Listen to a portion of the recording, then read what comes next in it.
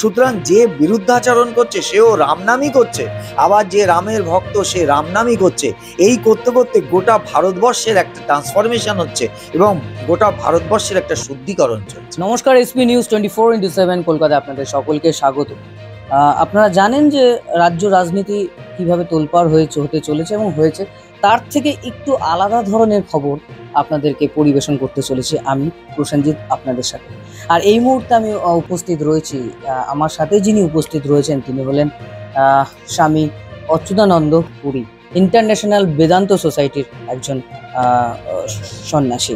চলুন তার সাথে সরাসরি আজকের সন্ধ্যের আড্ডাটা একটু অন্যরকম করি। স্বামীজি, আজকালকার দিনে ইউথ জেনারেশন যারা রয়েছে তারা প্রত্যেকেই কোনো না কোনোভাবে রাজনৈতিক দলে নিজেকে নিবিষ্ট করছে। আপনার কি মনে হয়, কতটা? প্রথমেই বলি যে আমি ইন্টারন্যাশনাল বেদান্ত সোসাইটির একজন সন্ন্যাসী। আমার নাম স্বামী অচ্যুতানন্দ পুরী। রাজনীতিতে সন্ন্যাসীরা আসবে সেটা খুব নয়। আগে আমরা যদি চিন্তা করে দেখি, চাণক্যর সময় তিনি রাজনীতি করেছেন এবং তিনি, আমরা জানি কিনা জানি না, তিনি ব্রহ্মজ্ঞানী পুরুষ ছিলেন এবং তিনি এমন একটা রাজ্য পরিচালনা তিনি অ্যাকচুয়ালি করেছেন। সামনে রাজা ছিল কিন্তু রাজ্যটা পরিচালিত হতো তারই জ্ঞান দিয়ে। এবং সেখানে আমরা দেখেছি যে যখন কোনো সংকট উপস্থিত হতো তার কাছ থেকে পরামর্শ নেওয়া হতো এবং তিনি পরামর্শ দিতেন এবং সুদক্ষভাবে তিনি রাজ্য পরিচালনা করেছেন। সুতরাং সন্ন্যাসী হয়ে যে রাজনীতির মধ্যে একদম আসা যাবে না তা নয়, কিন্তু মূল কথা হচ্ছে যে দেখতে হবে যে আমার প্রাধান্যটা কিসের। আমি যদি জ্ঞানী পুরুষ না হই, যেটা চাণক্য ছিলেন, জ্ঞানী পুরুষ ছিলেন, তিনি রাজ্যটা পরিচালনা করতেন জ্ঞান দিয়ে। কিন্তু আমরা যদি দেখি যে রাজ্যটা পরিচালনা করছে তার মধ্যে যদি সেই জ্ঞান না থাকে, তাহলে কিন্তু রাজ্যটা সুশাসনে পরিণত হবে না, সুশাসিত রাজ্য হবে না। সুতরাং আমাকে দেখতে হবে যে এই যে কোনো জায়গায়, আজকে রামকৃষ্ণদেব একটা সংসার করেছেন, আজকে আমাদের গুরুদেব ভগবান একটা সংসার করেছেন, সেই সংসারটা কিসের দ্বারা পরিচালিত হতো? জ্ঞান দ্বারা পরিচালিত সংসার। কেন? তারা আগে জ্ঞান লাভ করেছিলেন, তারপরে তারা একটা সংসার তৈরি করেছেন, সেটা বিদ্যার সংসার। সেই সংসারের মধ্যে শান্তি ছিল, সেই সংসারের মধ্যে আনন্দ, সেই সংসারের মধ্যে ভালোবাসা। এইভাবে যদি পরিচালিত হয় তাহলে কোনো অসুবিধা নেই। কিন্তু সেখানে যদি অজ্ঞান কাজ করে, তাহলে যেই পরিচালনা করুক না কেন, সে সন্ন্যাসী পরিচালনা করুক কিংবা অন্য কেউ পরিচালনা করুক, সেটা কিন্তু সুশাসিত রাজ্য হবে। তাহলে আপনার মতে যারা ইউথ জেনারেশন রয়েছে, যারা যুবক, তাদের পক্ষে যে রাজনীতি করাটা কি ঠিক আজকালকার যুগে দাঁড়িয়ে, নাকি আধ্যাত্মিকটা বেশিভাবে আঁকড়ে নেওয়াটা ঠিক? আমার মতে রাজনীতি করো বা যাই করো না কেন, স্বামী বিবেকানন্দের একটা কথা আছে, আমরা তো স্বামী বিবেকানন্দকে ভীষণভাবে মানি। স্বামী বিবেকানন্দের একটা কথা আছে যে আমাদের সোসাইটির নাম হচ্ছে ইন্টারন্যাশনাল বেদান্ত সোসাইটি, আমরা বেদান্তের চর্চা করি। এবং স্বামীজি সেখানে স্পষ্ট বলছেন যে একজন উকিল ভালো উকিল হয়ে উঠবে যদি সে বেদান্ত চর্চা করে, একজন ডাক্তার ভালো ডাক্তার হয়ে উঠবে যদি সে বেদান্ত চর্চা করে, একজন শিক্ষক ভালো শিক্ষক হয়ে উঠবে। সুতরাং আমাদের উচিত হচ্ছে কি, যে আমরা যে পেশাতেই থাকি না কেন, আমরা যদি একটু আধ্যাত্মিক চর্চা করি, ঈশ্বরকে নিয়ে থাকি, তাহলে আমাদের যে কাজটাই আমরা তো কাজটা করি মন দিয়ে।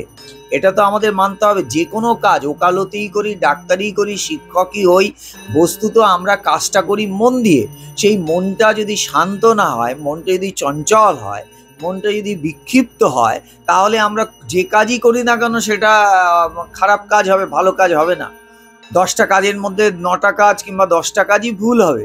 কিন্তু যদি আমরা এর সঙ্গে একটু আধ্যাত্মিকতাকে মাখিয়ে নিই, মিশিয়ে নিই, আমরা যদি আমাদের চঞ্চল মনটাকে শান্ত করতে পারি, স্থির করতে পারি, তখন আমার দ্বারাই যে পেশায় থাকুক না কেন সেই কিন্তু একটা ভালো কাজ করে উঠতে পারবে। আজকে স্বামীজি ৩৯ বছর বয়সে চলে গেছে, কিন্তু তিনি এই ৩৯ বছর বয়সের মধ্যে অনেক স্মরণীয় কাজ করে যেতে পেরেছেন। তার কারণ হচ্ছে তিনি নিজেকে শান্ত করতে পেরেছিলেন, তিনি ঈশ্বরকে লাভ করেছিলেন, ঈশ্বর দর্শন হয়েছিল তার, তবে তিনি একটা ভালো জায়গায় পৌঁছেছিলেন।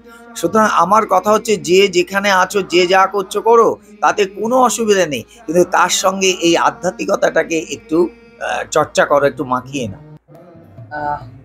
আজকের দিনে দাঁড়িয়ে ধর্মকে নিয়ে রাজনীতি কতটা যুক্তিসঙ্গত বলে মনে হয়? ধর্মকে নিয়ে রাজনীতি, অ্যাকচুয়ালি ধর্মকে নিয়ে রাজনীতি করা যায় না। হ্যাঁ, রাজনীতি করা যায় না। তার কারণ হচ্ছে যে ধর্ম ব্যাপারটা কি বুঝলে তখন রাজনৈতিক ওই ব্যাপারগুলো আমরা ওর সঙ্গে মেশাবো না।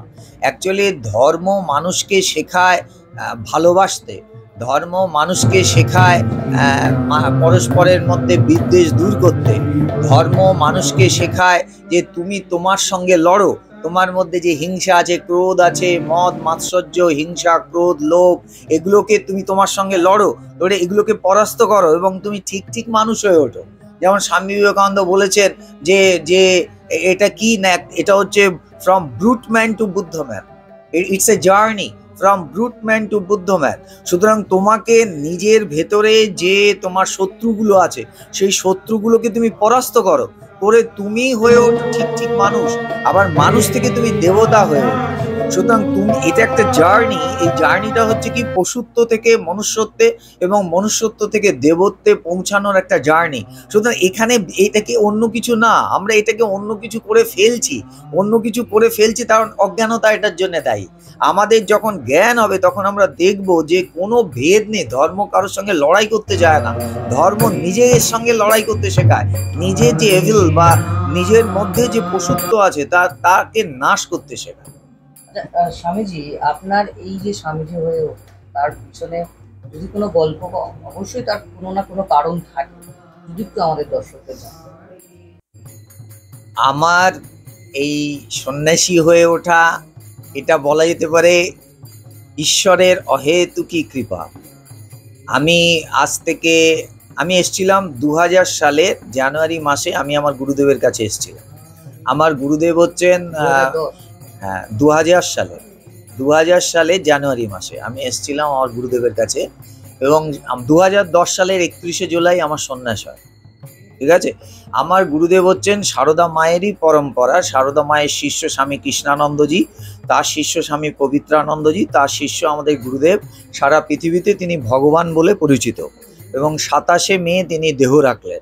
আমি তার কাছে এসছিলাম 2000 সালে, এবং তাকে প্রশ্ন করেছিলাম যে আমার তো বয়স অনেক কম, আমি তো, আমার তখন 35-33 বয়স ছিল। হ্যাঁ, তো আমি তখন জিজ্ঞাসা করেছিলাম যে আমার তো বয়স কম, আমি তো কিছুই ভোগ করিনি, তো আমি কেন আপনার কাছে আসব?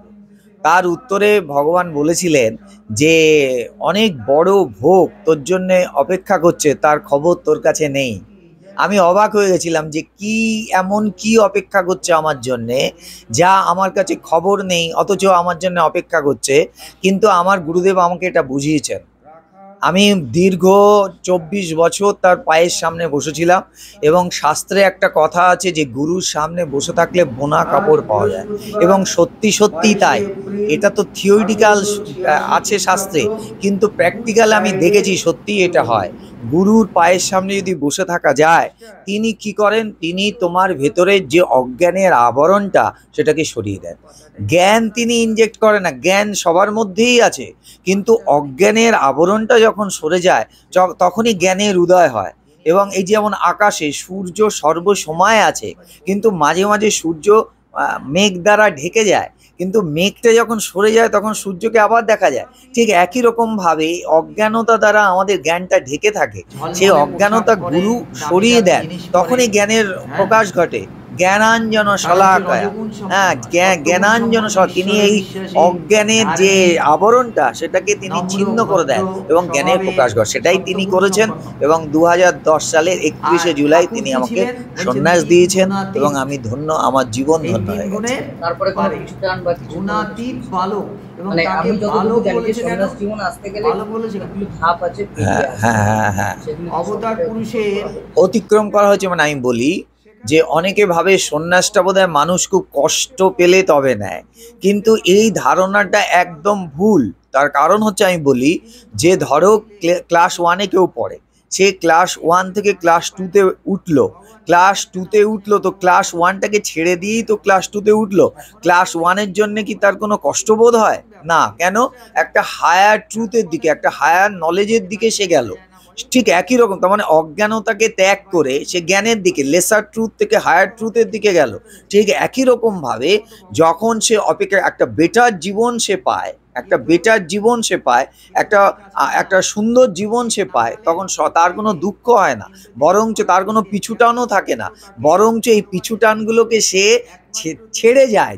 তার সে জোর করে ছাড়ে না, তার কাছ থেকে এই পিছুটানগুলো ছেড়ে যায় এবং সে একটা স্বাধীন মুক্ত জীবন যাপন করে এবং সে একটা স্বাধীনতার সন্ধান টেস্ট খোলামেলা পায়। আকাশে পাখিটা হ্যাঁ, উড়ে পাখিটা উড়ে, এইটা হয়। আগে বেলুড় মঠের সভাপতি ছিলেন স্বামীজি, টুকুজি হয়ে রেখেছেন। আপনি কি সেই সময় গিয়েছিলেন? না, আমি যাইনি, কারণ আমি একটু অন্য জায়গায় ছিল, খবরটা পেয়েছি কিন্তু আমি যাইনি। ইচ্ছা আছে একবার যাওয়ার, ইচ্ছা আছে। রাম মন্দিরে যখন উদ্বোধন হয়েছিল সেই সময় আপনি ছিলেন, তার যদি কিছু স্মৃতি যদি আমাদের দর্শকদের শেয়ার করেন। আমি আগেও বলেছি, এখনো বলছি যে রাম একটা ছোট্ট কথা, কিন্তু এই ছোট্ট কথাটার মধ্যে এত ট্রিমেন্ডাস শক্তি আছে যে আমি এটাকে কোনো নাম বলবো না, আমি বলবো এটা একটা মন্ত্র।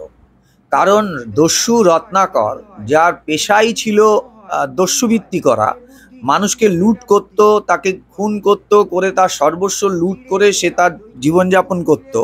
কিন্তু এহেন দস্যুর কাছে যখন দেবর্ষি নারদ তিনি যখন আসলেন, এসে বললেন যে তুমি যে এই যে পাপ কাজ করছো, এই পাপের ভাগিদার কে হবে? তখন তিনি বললেন যে সংসারের মানুষ হবে, কারণ তাদের আমি প্রতিপালন করছি। কিন্তু পরে দেখা গেল কেউই তার এই পাপের ভাগী হলো না। তখন তিনি নারদের কাছে সারেন্ডার করলেন এবং বললেন উপায় বলে দিন। তাহলে আমার উপায় কি? তখন নারদ যেটা, গুরু কি করে দেখুন, নারদ তো এখানে গুরু, গুরু কি করলেন, তিনি বললেন তুমি একটা কাজ করো, তুমি রাম নাম উচ্চারণ করতে থাকো। কিন্তু তিনি রাম বলতে পারলেন না, তিনি মরা মরা বলতে থাকলেন এবং মরা মরা বলতে বলতে তিনি রাম উচ্চারণ করলেন এবং এই রাম রাম রাম রাম করতে করতে তিনি ধীরে ধীরে তার পরিবর্তন হলো, তার ট্রান্সফরমেশন হলো এবং তিনি রত্নাকর থেকে বাল্মীকি হয়ে গেলেন এবং তিনি রামায়ণ রচনা করলেন। তাহলে এই ছোট্ট একটা শব্দের মধ্যে এমন একটা ট্রিমেন্ডাস শক্তি আছে যে কথাটা বারবার উচ্চারণ করতে করতে একটা মানুষ পাল্টে যায়। তো আমাদের ক্ষেত্রে আমি একই কথা বলবো যে আমরা রাম মন্দিরকে কেন্দ্র করেই হোক কিংবা রামকে কেন্দ্র করেই হোক, আমরা এই যে বারবার রাম রাম রাম রাম করে চলেছি, এতে অজান্তে যে রামকে, যার রাম নাম পছন্দ হচ্ছে না তারও পরিবর্তন হয়ে যাবে। কারণ সে তো অজান্তে রামরামই করছে, রামরামই করছে। রাবণ সে শত্রুতাই করেছে রামের, কিন্তু রামের সব থেকে বেশি প্রচারক তো রাবণই ছিলেন। তার কারণ রাবণ যদি না বিরুদ্ধাচরণ করতেন তাহলে রাম তো তার শক্তিকে দেখাতেন না, আর তখন আমরা রামের মহিমা বা রামের লীলা বুঝতে পারতাম না। সুতরাং যে বিরুদ্ধাচরণ করছে সেও রামনামই করছে, আবার যে রামের ভক্ত সে রামনামই করছে। এই করতে করতে গোটা ভারতবর্ষের একটা ট্রান্সফরমেশন হচ্ছে এবং গোটা ভারতবর্ষের একটা শুদ্ধিকরণ চলছে। আগামী দিনের জন্য আগামীর ভবিষ্যতের কি বার্তা দেবেন? আগামী ভবিষ্যতে বার্তা দেব যে নান্য পন্থা, একমাত্র উপায় হচ্ছে এই রাম নাম। যদি শান্ত হতে হয়, যদি জীবনে টেস্ট পেতে হয়, আমাদের গুরুদেবের খুব সুন্দর কথা আছে যে গরু দুধ দেয়, সেই দুধটা গরু খায় না, সেই দুধ থেকে নানা রকম কিছু তৈরি হয়, পায়েস হয়, নানা রকম পিঠে হয়, মিষ্টি হয়, কিন্তু গরু খায় না, খাই আমরা। কিন্তু যদি কোনোদিন গরুর জিভে একটু পায়েস লাগিয়ে দেওয়া হয়, তখন গরু জিজ্ঞাসা করবে এই টেস্ট কোথা থেকে পেলে? উত্তর হচ্ছে তোমার মধ্যেই ছিল। ঠিক একই রকম ভাবে প্রত্যেকটা মানুষের মধ্যে অনন্ত শক্তি আছে এবং তার মধ্যে একটা সুন্দর টেস্ট আছে, কিন্তু সে টেস্ট সে পাচ্ছে না কারণ সে চঞ্চল। কিন্তু যখন মানুষ শান্ত হবে তখন শান্ত হওয়ার যে টেস্ট, সেই টেস্টটা সে যদি একবার পায় তাহলে জগতের এতই যে চঞ্চলতা, এই চঞ্চলতা থেকে সে মুক্ত হবে এবং তখন সে একটা সুন্দর জীবনের স্বাদ পাবে। আমি বলবো, সব আগেও বলেছি এখনো বলছি, যে যা করছে করুক, কারো পেশা থেকে সরে আসতে হবে না। যে সাংবাদিকতা করছে সে সাংবাদিকতা করুক, যে ডাক্তারি করছে সে ডাক্তারি করুক, যে ওকালতি করছে সে ওকালতি, যে শিক্ষক সে শিক্ষকতা করুক, কিন্তু তার সঙ্গে একটু আধ্যাত্মিকতাকে মাখিয়ে নেই, তাহলে যে যে টেস্ট সে পাচ্ছে জীবনে, তার থেকে অনেক অনেক বড় সুন্দর একটা টেস্ট জীবনে সে পাবে।